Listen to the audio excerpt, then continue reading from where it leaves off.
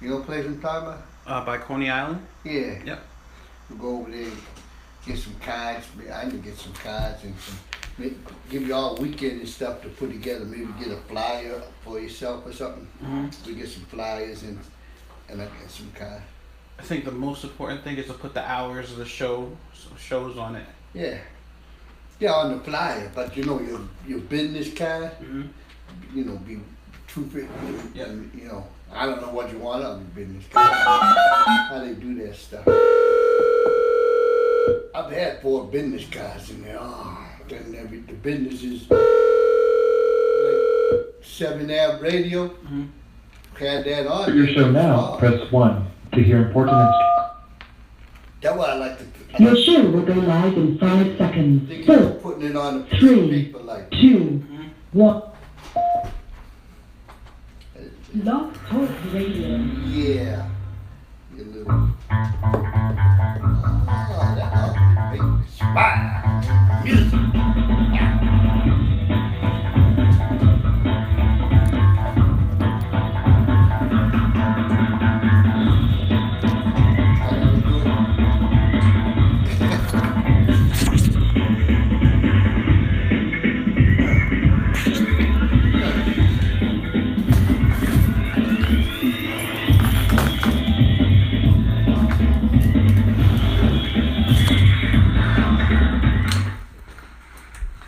Hey, this is Pepper Joe, so it must be Wednesday. And this must be ArchAngel of Maturing the Chivalry. And it's nice outside, so I hope you got it on your little mobile device. You can listen to me on your mobile device at blogtalkradio.com. A whole lot of other things that go with it. Maturing the Chivalry, or you can watch it on Facebook. You can do a whole lot of things to catch me on Wednesday from 3 to 4. Yeah, I've had a great week. Yeah, well, it was a pretty good week. No, it was a great week. It was a great week. And my music just makes me happy and makes me laugh, and I get all excited when I hear that music. You know, I hope the people like that music because it's not changing. Like I said, it makes me happy, so I'm keeping it. That's my music. You know. You got a car? You got a car? No, you got a car. Oh, I finally got my car. That's well over there. That should be one of the reasons why your week is great. Yeah, I finally got my car. Oh, it is such a hassle dealing with people to buy a car. See, I had to go through all these credit things. I never had credit. Never bought anything on time. I always paid cash for it. You know, my theory, if I want it, I save up for it and then I go buy it. Usually, some of the stuff that I want, you know, and I'll be saving up for, by the time I save the money up that I want, that I need to buy that thing, I don't want it anymore. But I got the money. You know, so that was the way I do things. So I never had to buy I didn't buy anything on time. But I had to do it this time, and I'll tell you why. Because I'm moving out to Salt Lake City out there in Utah, and then down in Price, Utah, I'm going to open up my leadership school from ArchAngel of Return to Chivalry. It'll be the ArchAngel Academy, our leadership academy. And it's going to be great. It's going to be about innovation, creativity, fantasy, and failure, which we will talk about today. We're going to talk a little bit about failure. Yeah, so we'll be talking about that soon. So that's why I had to get credit, you know, in case I need to go to the bank to try to borrow some money, or I haven't decided on how I'm going to really fund this yet, whether I'm going to get sponsors, whether I'll get buy-ins from people or whatever. I really don't want to put people in the chair saying, well, do it this way because I gave you money and stuff, because it's like, it ain't about that. It ain't about that. This was something that was given to me from God, so I got to do what God says, you know. And he ain't giving me nobody, but that's okay. That ain't his job. He's giving me all the inspirations and giving me all the things I need to make it work. You know, it's coming fine too. It's going really good. I'm amazed. I've never done anything like this to this level. And it's just staying the course and the persistence and patience and practicing and failure. I've had several failures already, but I've learned from each of them, and successes keep coming right after them, or maybe 2 or 3 failures down the line. So, but it's all good. It's all good. So I'm having a good time with that.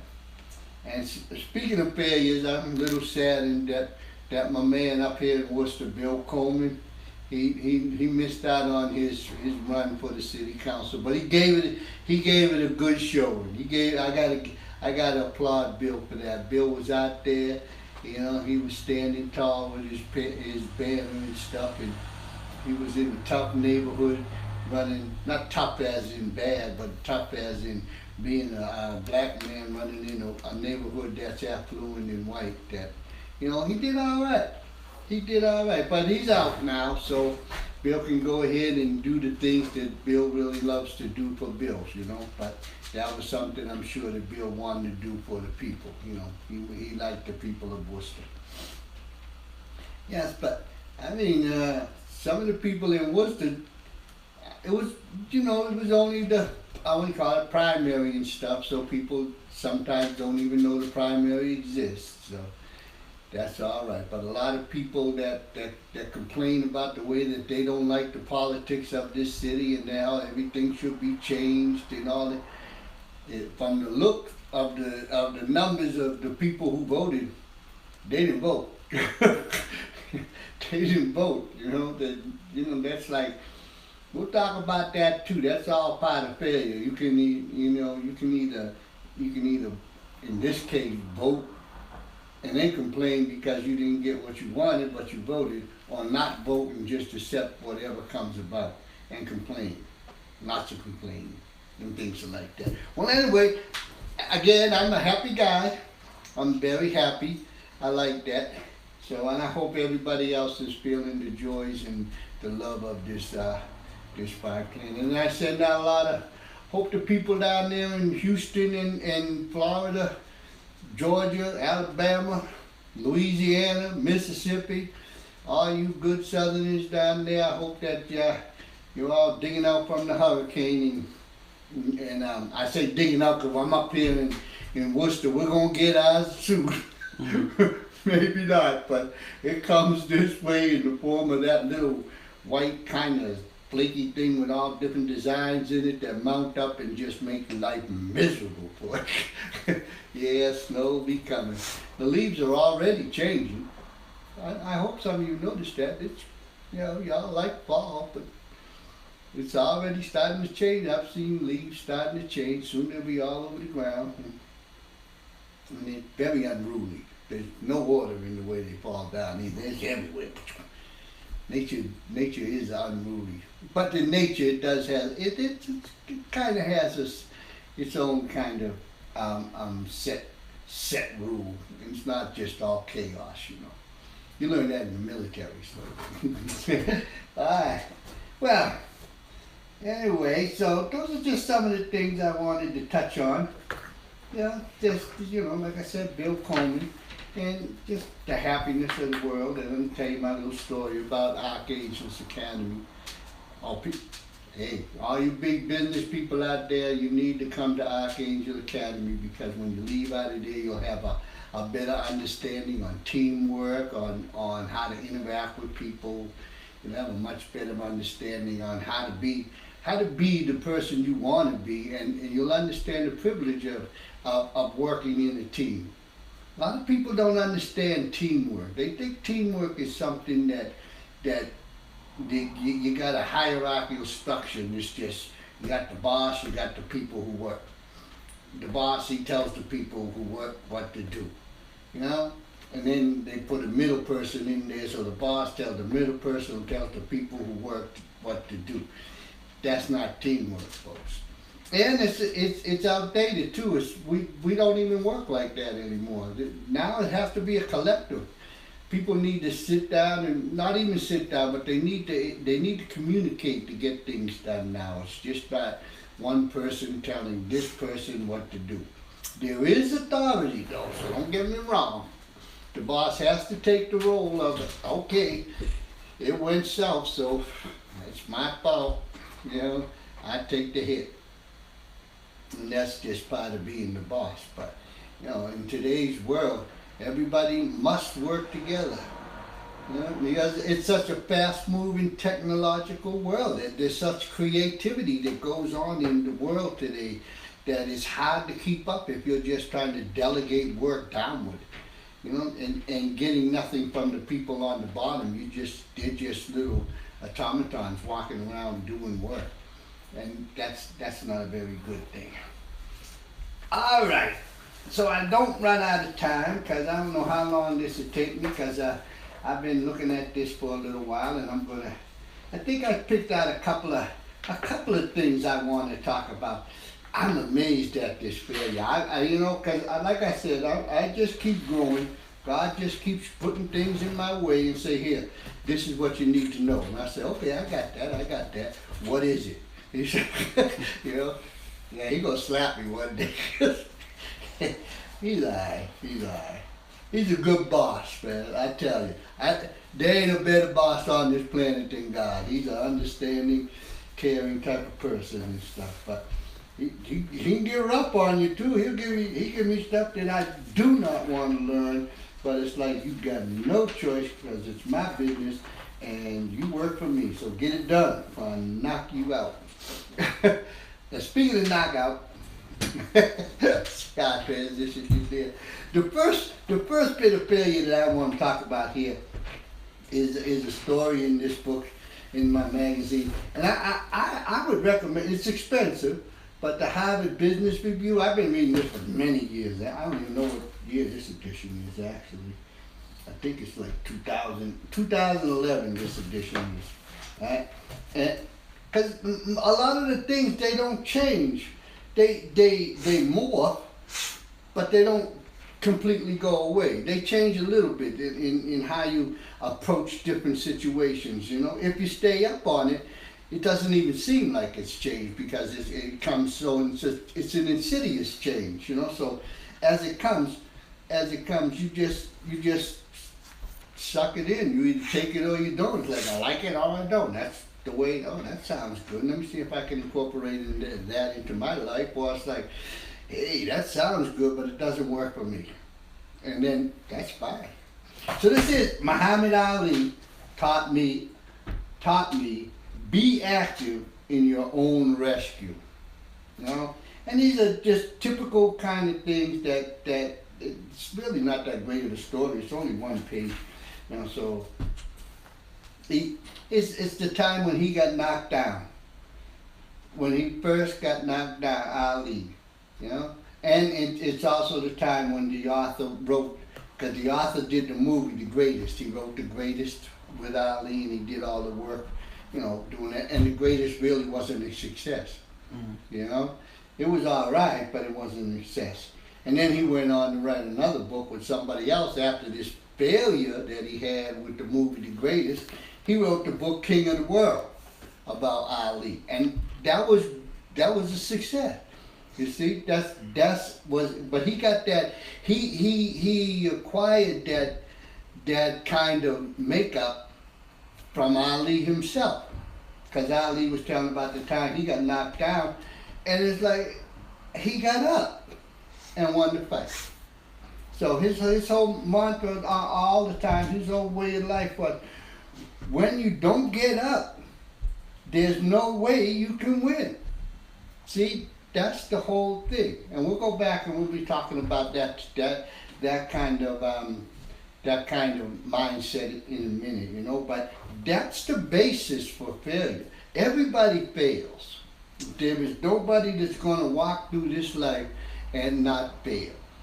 But the thing is getting back up.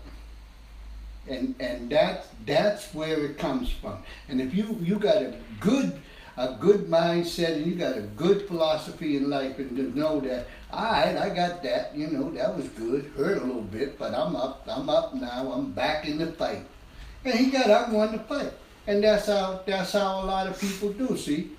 A lot of people call it getting up off the canvas. Oh yeah, he got knocked down the first round and then he got back up off the canvas and just won the fight. And they show Rocky films getting knocked down almost every other time the camera moves towards him. He gets knocked down a lot. But in the end, Rocky's right there at the last punch is always with Rocky. Staying the course, persistent, taking the failures and getting back up. Real life, Muhammad Ali got back up and won that fight. Real life, the man who did the movie The Greatest, you know, he produced and directed I don't know if he directed it, he produced The Greatest, which was a failure. That didn't stop him. He got back up and made The King, what was the name of that next one? King of the World, you know, and then, you know, that went on to be a success, and he's had many successes, So Ali, he said, Ali taught me two things.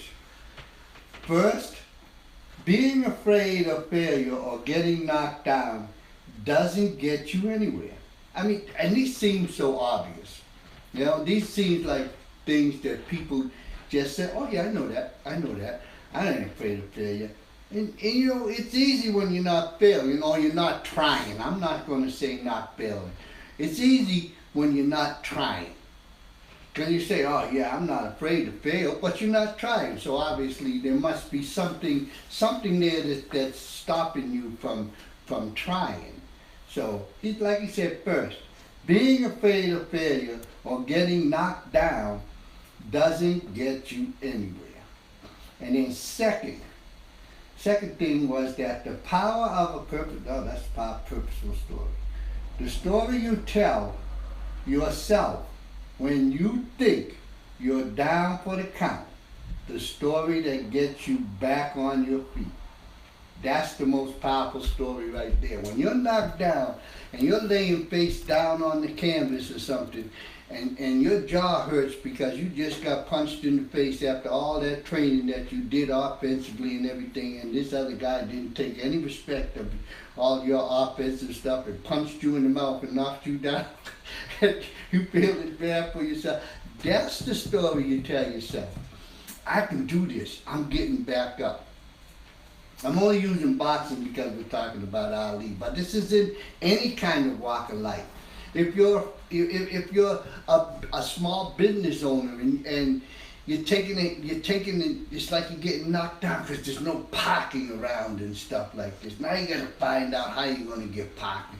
How you going to bring those people into parking? You got to tell your story of how you're going to bring those people into the parking. So you have to reflect on different restaurants that you might have known of that had the same problem. And then you have to say, okay, what would be the best way for me to fit into my story to make my restaurant the best restaurant? So you might say, well, maybe I'll hire my nephew who just got his driver's license to be a valet. Might be good, but we don't know if he can really drive. But, you know, that's beside the point. But still, you're making a decision. You're making some kind of plan. Who knows? Maybe you need to rent out from the city 4 or 5 spaces on the street near your place specifically for your parking.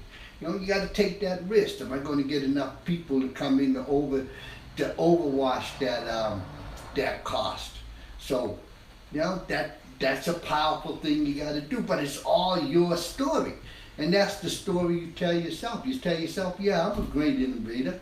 I'm a great thinker. I can do this. You know, you tell yourself that story. Just like Ali, when he get knocked down, I'm sure his jaw hurt. You don't get knocked down because a feather fell on your head. You get knocked out because someone, you know, hit you with a sledgehammer or something like that, and that hurt. I'm sure that's gonna hurt.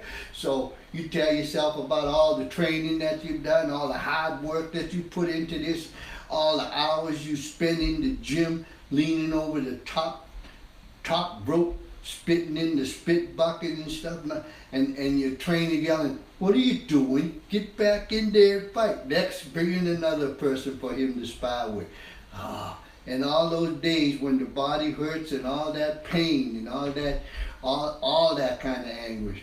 And that's just something that's to all sports. The pain, the hurt, the throwing up when nobody's looking, all that stuff. That's just part of the game. That's the fun part. But that's the story. You see?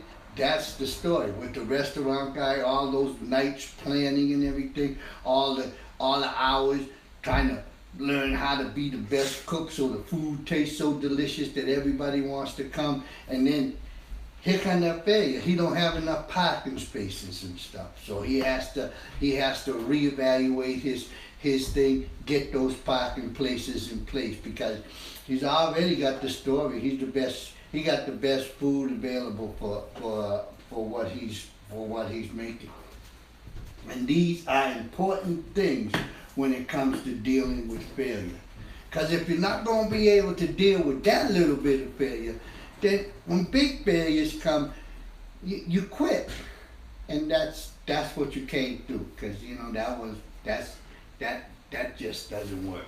So that's a little bit of Muhammad Ali. Now we're going to go on to this other failure part like this here. Building resilience. All right? Building resilience. And this article starts out a story with these two guys. They're liking what they do. I think they're finance people. They both have their little MBA. They went to the school. They got their MBA in finance, and they all this about themselves and everything. And they got their little first job, and they're feeling all the power and they're flexing and stuff, you know, because their new clothes are looking so sharp. And they both get laid off. You know, that happens, you know. That happens more than not. All of a sudden, the people who hire you say, you know, I gotta let somebody go. It's always the new guy. So both of them get laid off. And they're both like that. The one name is Douglas.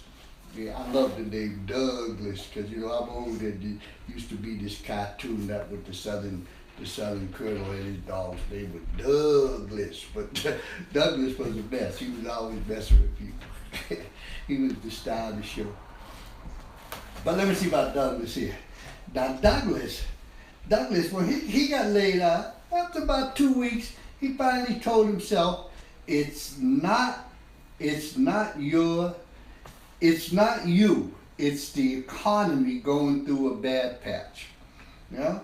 I'm good at what I do, and there will be a market for my skills. So he told himself, it's not me, it's the economy. I'm the best at what I do. I'm good at what I do, and there will be a market for my skills. So he goes out there and he fills out resumes and he sends them out, and he keeps persistence, and he's driven down there to get that job. And yeah, he gets that job. Eventually he gets that job.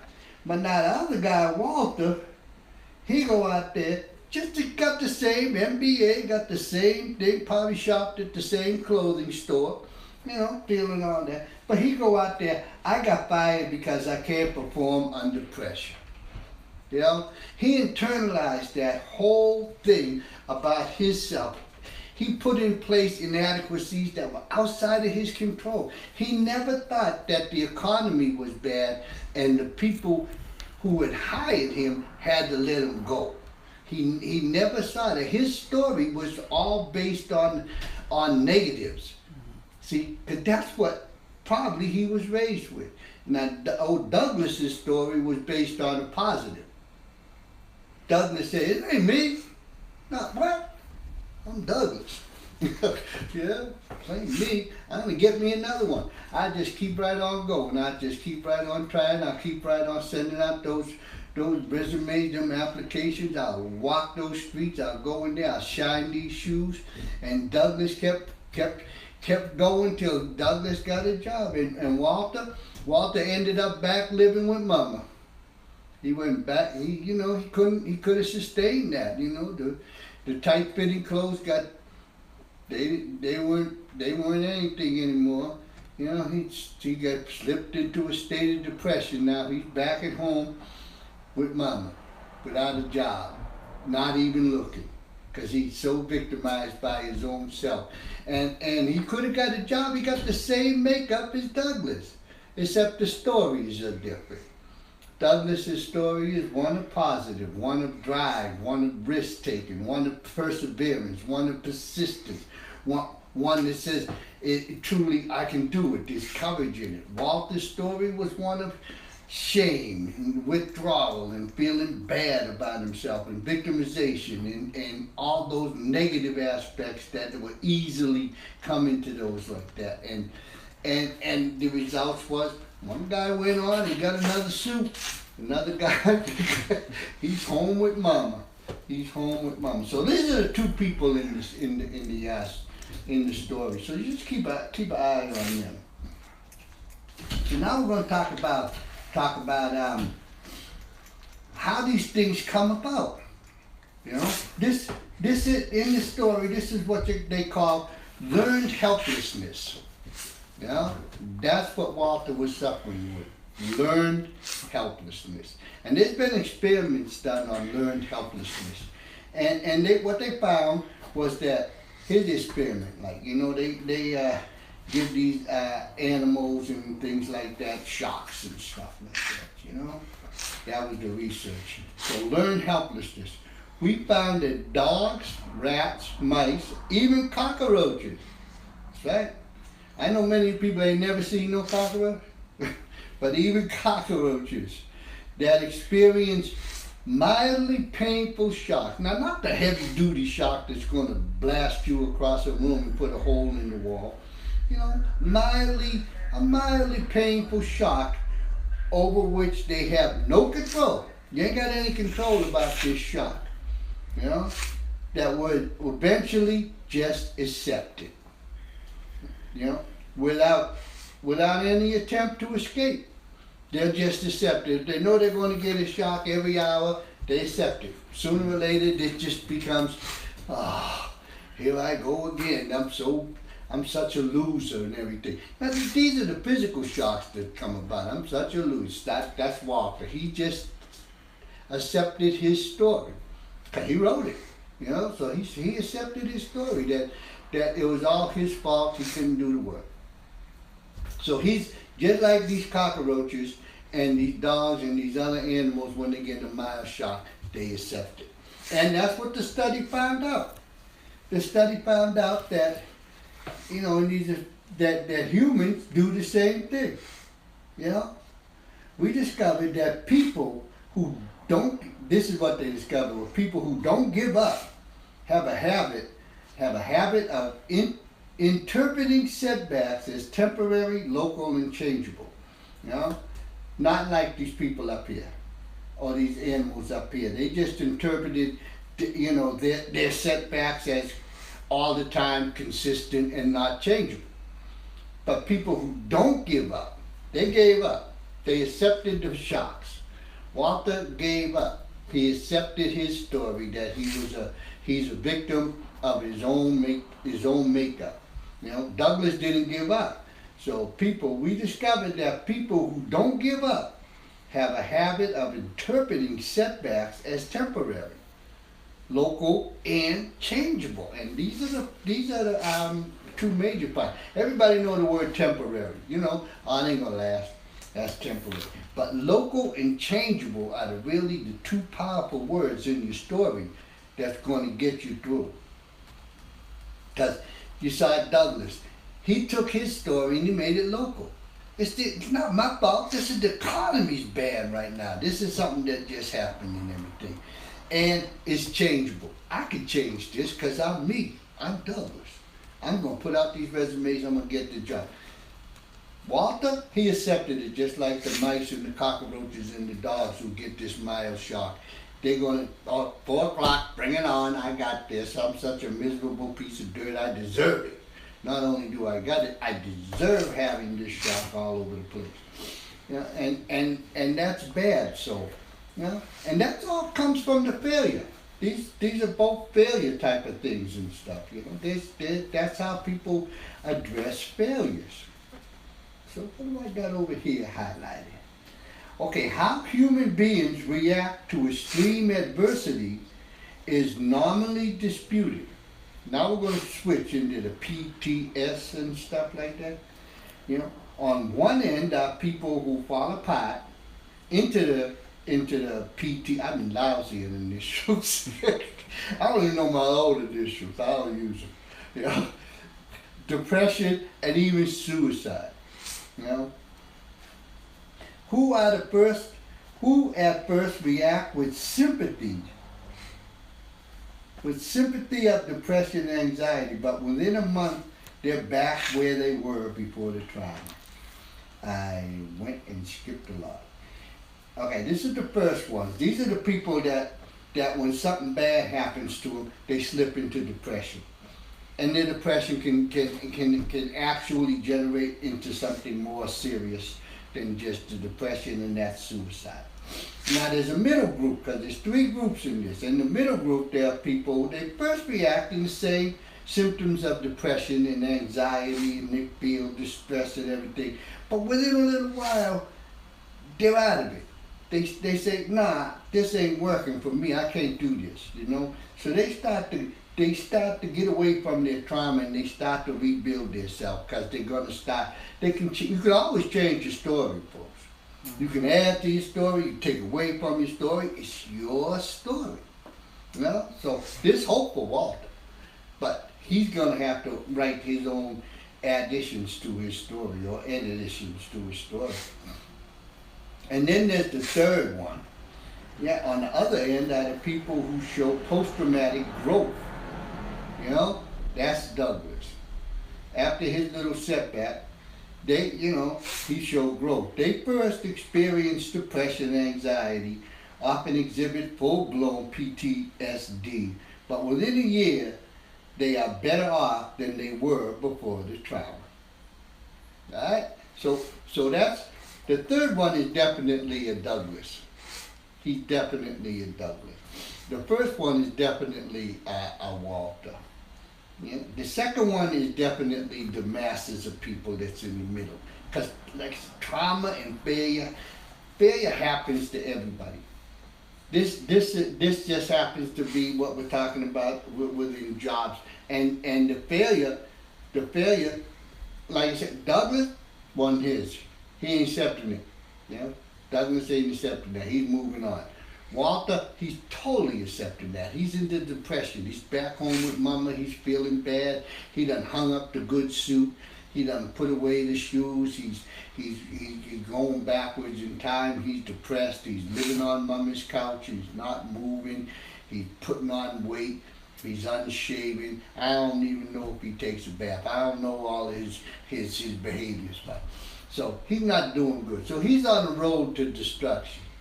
Now he's definitely walking a tightrope with a noose around his neck, and that's his story. But he can change that story.